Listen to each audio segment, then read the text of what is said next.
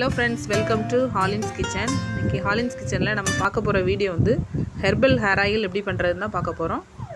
எல்லாருக்குமே ஓரளவு தெரிஞ்சது தான், இருந்தாலும் நான் வந்து எப்படி என்னோடய மெத்தடில் பண்ண போகிறேங்கிறத உங்களுக்கு வீடியோவில் காட்ட போகிறேன். கரிசலாங்கண்ணி இலை, கரிசலாங்கண்ணி கீரை, அப்புறமா கருவேப்பிலை, மருதாணி இலை, கற்றாழை, வேப்பிலை, துளசி, அப்புறமா செம்பருத்தி இலை, செம்பருத்தி பூ எல்லாமே சேர்த்து பண்ண போகிறோம். இது வந்து மருதாணி இலை நான் வந்து காய வச்சு எடுத்து வச்சுருக்கேன்.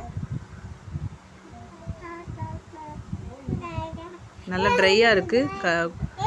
இது வந்து கரிசலாங்கண்ணி கீரை, இது வயல்லேருந்து எடுத்து பறித்து கொண்டு வந்து வச்சுருக்கோம். இதையும் நல்லா க்ளீன் பண்ணிவிட்டு எடுத்துக்கலாம். துளசி இலை, அப்புறமா வேப்பிலை, அப்புறமா செம்பருத்தி பூ, செம்பருத்தி இலை, இது வந்து முருங்கைக்கீரை. இது வந்து ரொம்ப நல்லது, கண்டிப்பாக சேர்த்துக்கணும். கருவேப்பிலை, கற்றாழை வந்து உடம்புக்கு ரொம்ப குளிர்ச்சியை கொடுக்கக்கூடியது, அதனால் மிளகு எல்லாமே சேர்த்துருக்கோம். மிளகு, இது வந்து வெந்தயமாக கொஞ்சமாக சேர்த்துக்கலாம். சின்ன வெங்காயமும் கொஞ்சம் சேர்த்துக்கலாம். ஆவாரம்பூ ஃப்ரெஷ்ஷாக பறித்து எடுத்துகிட்டு வந்திருக்கு, ஆவாரம்பூ சேர்த்துக்கலாம். ஆவாரம்பூவும் தலைக்கு முடிக்கு வந்து ரொம்ப நல்லது.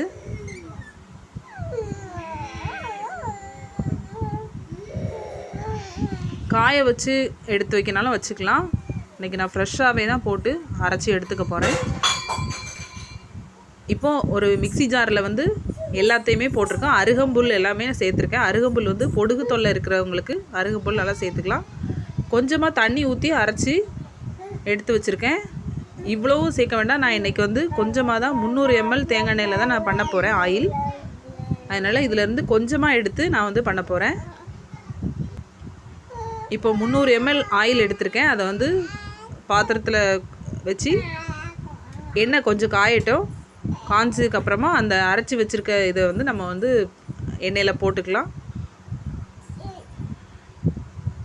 இப்போ எண்ணெய் கொஞ்சம் காஞ்சி வந்துடுச்சு. இப்போ நம்ம அரைச்சி வச்சுருக்கத இதில் கொஞ்சமாக எடுத்து அதில் போட்டுக்கலாம். இந்த எண்ணெய் வந்து ரொம்ப சூப்பராக இருக்கும். கண்டிப்பாக இதேமாதிரி ட்ரை பண்ணி பாருங்கள், ரொம்ப நல்லாயிருக்கும். சிம்மில் வச்சே தான் நம்ம வந்து இதை நல்லா கிளறி விட்டுட்டே இருக்கணும், இல்லைனா அடி பிடிக்கும். எண்ணெய் கலர் பாருங்கள், நல்லா அந்த கருவேப்பிலை, மருதாணி இலை எல்லாமே சேர்த்து பண்ணுறதுனால, கரிசலாங்கண்ணி இதெல்லாமே சேர்த்து பண்ணுறதுனால எண்ணெய் நல்லா பிளாக் கலரில் மாறிடும். இந்த மாதிரி அரைச்சி பண்ணுறதுனால நம்ம கொஞ்சம் திக்காக பேஸ்ட்டாகவும் கிடைக்கும். அந்த அரைச்சி பண்ணுறதுனால எண்ணெய் வந்து கொஞ்சம் திக்காகவும் இருக்கும், நல்லாயிருக்கும். சிம்லேயே வச்சு நல்லா காய்க்கணும், இல்லைன்னா அடி பிடிச்சிரும். எண்ணெய் முறிக்கிறவும் கூடாது, பக்குவமாக காய்ச்சி எடுத்துக்கணும். இப்போ வந்து நமக்கு ஹெர்பல் ஹேர் ஆயில் ரெடி ஆயிடுச்சு. இதேமாரி ஒரு பாட்டிலில் எடுத்து அடைச்சி ஸ்டோர் பண்ணி வச்சுக்கலாம். இப்போ வந்து எல்லாம் காய்ச்சி எடுத்ததுக்கப்புறமா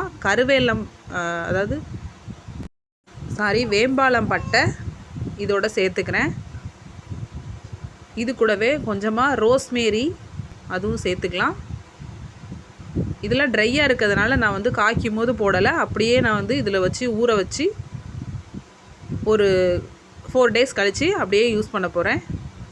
நீங்களும் கண்டிப்பாக ட்ரை பண்ணுங்கள். ட்ரை பண்ணிவிட்டு இந்த எண்ணெய் எப்படி இருக்குங்கிறத உங்களுக்கு ஃபீட்பேக் சொல்லுங்கள். ரொம்ப சூப்பராக இருக்கும், நல்ல மணமாகவும் இருக்கும். கண்டிப்பாக ட்ரை பண்ணுங்கள். தேங்க்யூ. இந்த வீடியோ உங்களுக்கு பிடிச்சிருந்தா லைக் பண்ணுங்கள், ஷேர் பண்ணுங்கள். மறக்காமல் ஹாலின்ஸ் கிச்சனுக்கு சப்ஸ்கிரைப் பண்ணுங்கள். தேங்க்யூ.